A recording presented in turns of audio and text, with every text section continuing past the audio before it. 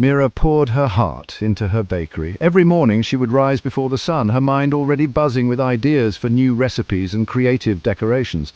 The kitchen was her sanctuary, a place where she could express herself and bring joy to others through her culinary creations.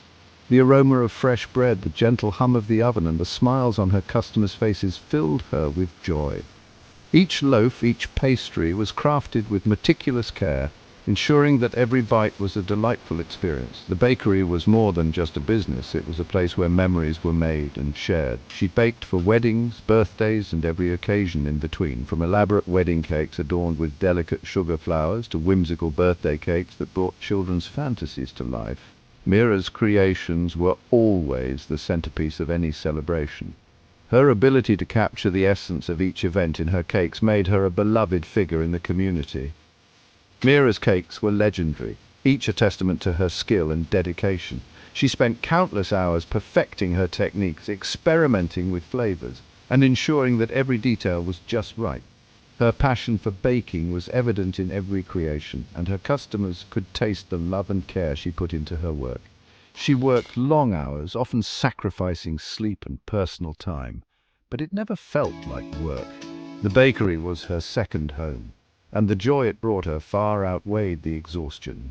Late at night, when the world was quiet, Mira found solace in the rhythmic motions of kneading dough and the comforting warmth of the oven. Her bakery was her passion, her gift to the community. It was a place where people gathered, shared stories, and created lasting memories. Mira took pride in knowing that her bakery was a cornerstone of the neighborhood, a place where everyone felt welcome and cherished. Mira knew every customer by name, remembering their favorite treats and life stories. She had a remarkable ability to make everyone feel special, whether it was through a personalized cake or a simple conversation. Her genuine interest in her customers' lives created a bond that went beyond the transactional nature of business. She was the heart of the neighborhood, her warmth radiating through every loaf of bread and every slice of cake. Her presence brought a sense of comfort and familiarity, making the bakery a haven for those seeking a moment of respite from their busy lives. Mira's dedication to her craft and her community was unwavering. Her generosity knew no bounds. She often gave away pastries to those in need, believing that everyone deserved a taste of happiness. Her acts of kindness extended beyond the bakery as she volunteered her time and resources to support local causes and uplift her community. She donated pastries to local charities and always had a kind word for everyone who walked through her door. Her bakery was more than just a place to buy bread and cakes. It was a beacon of hope and love, a testament to the power of passion and community. Mira's legacy lived on in every smile, every shared moment, and every delicious bite. As weeks turned into months, the long hours began to take their toll. Mira, once full of energy and enthusiasm, found herself struggling to keep up with the relentless pace.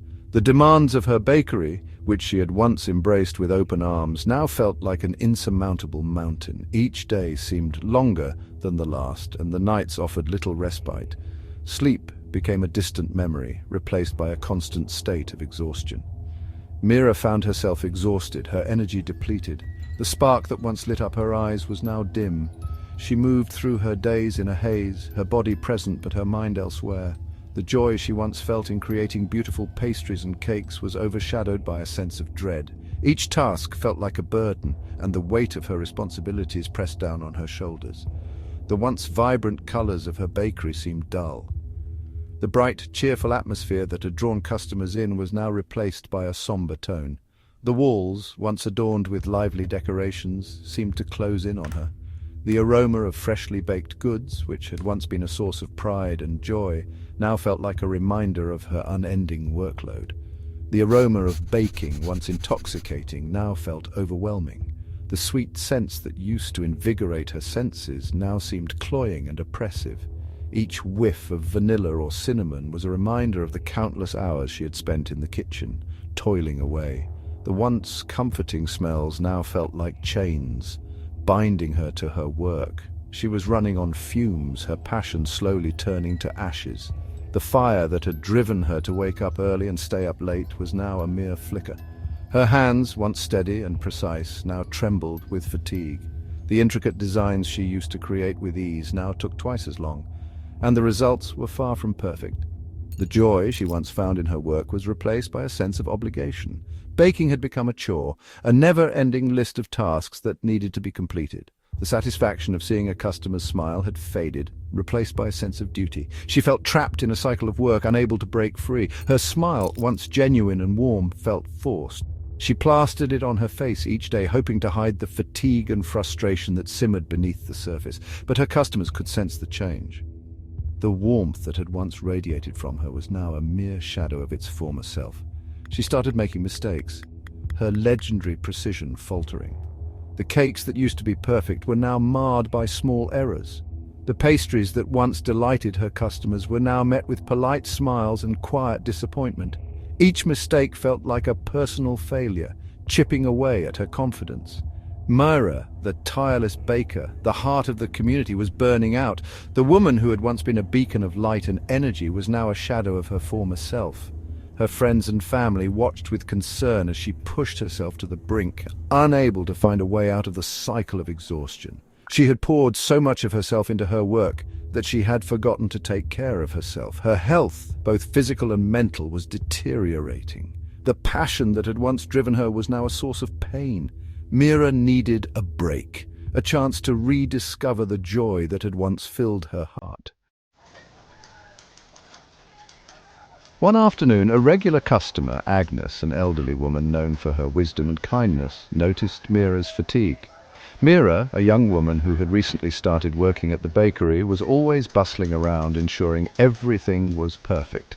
She was dedicated, hard-working, and always had a smile for the customers. But today her smile seemed forced, and her eyes, usually bright and cheerful, were dull and tired. Agnes, with her gentle eyes and warm smile, pulled Mira aside. She had seen this look before in her own reflection many years ago. She knew the signs of burnout, the silent cry for help that often went unnoticed by others. "My dear," she said, her voice soft but firm, "you cannot pour from an empty cup." Mira looked at her, confused. The phrase was unfamiliar, and she didn't quite grasp its meaning. Mira looked at her, confused. She had always been taught to give, to serve, to put others before herself. The idea of needing to take care of herself first was foreign, and almost felt selfish. Agnes continued, "You give so much of yourself to others, but who gives back to you? You need to fill your own cup first, Mira, so you can continue to fill the cups of others." Her words were simple, yet profound. They carried the weight of years of experience and the wisdom of someone who had learned the hard way. "Think of it this way," Agnes said, "if you keep giving and giving without taking the time to replenish yourself, eventually you'll have nothing left to give. You'll be running on empty, and that's not good for anyone, especially not for you." Her words struck a chord deep within Mira. She had been so focused on her duties, on making sure everyone else was happy and taken care of, that she had neglected her own needs. She realized that she had been running on empty for a long time. Agnes was right. She had been so focused on giving that she had forgotten to receive, to nourish her own soul.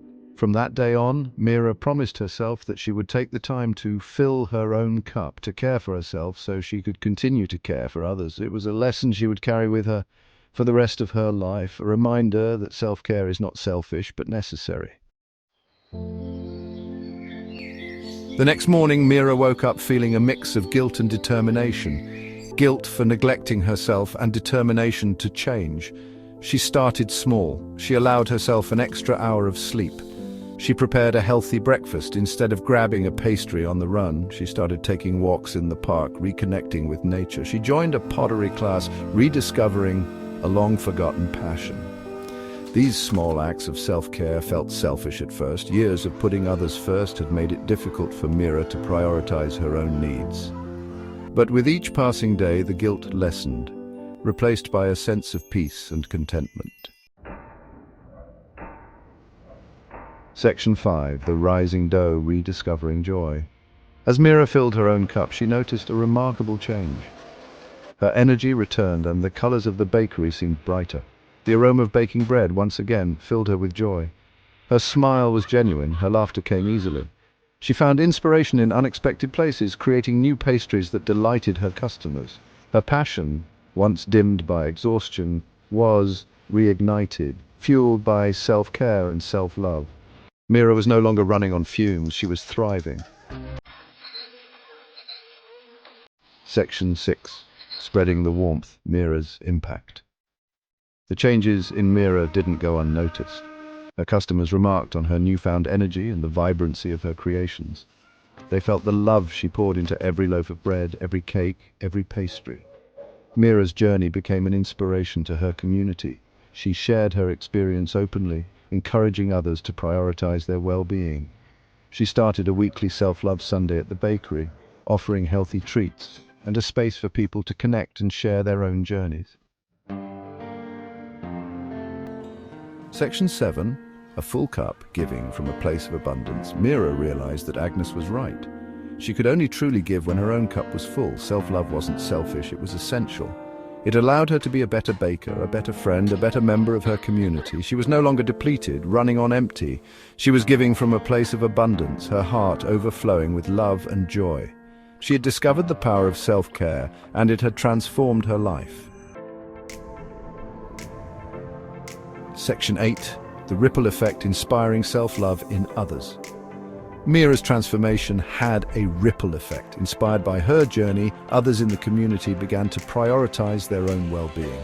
They started taking walks, joining yoga classes, and spending more time with loved ones. The bakery became a hub for self-care, a place where people could gather, share their stories, and support each other. Mira's journey had reminded them that self-love wasn't a luxury, it was a necessity. Section 9. Self-love, a gift to yourself and the world. Mira's story is a testament to the power of self-love. It's a reminder that when we take care of ourselves, we can better care for others. Self-love is not selfish, it's essential. It's about filling our own cups so we can continue to fill the cups of others. When we nourish our own souls, we become beacons of light, radiating love and joy into the world. Like Mira, we can all discover the transformative power of self-love and inspire others to do the same. Self-love is a gift not just to ourselves but to the world.